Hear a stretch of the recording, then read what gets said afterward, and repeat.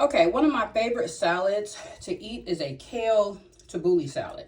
And I purchased this salad at the health food store that's near my house or what have you. And so I always get like the largest size because I can literally eat this whole container. Like, it's ridiculous how much of this I can eat. So what I do is I like the flavor of the pico de gallo. I also should probably mention that it's also 4 grams of fiber per serving in these chips, probably because of the fact that they're made out of beans.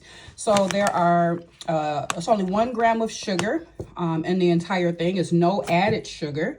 It's no cholesterol. The sodium is relatively low, and these chips are really good. They also had another flavor, but I was kind of bent on these. So I eat these by just simply taking one of these tortilla chips and scooping up a good, delicious, like, don't that look good?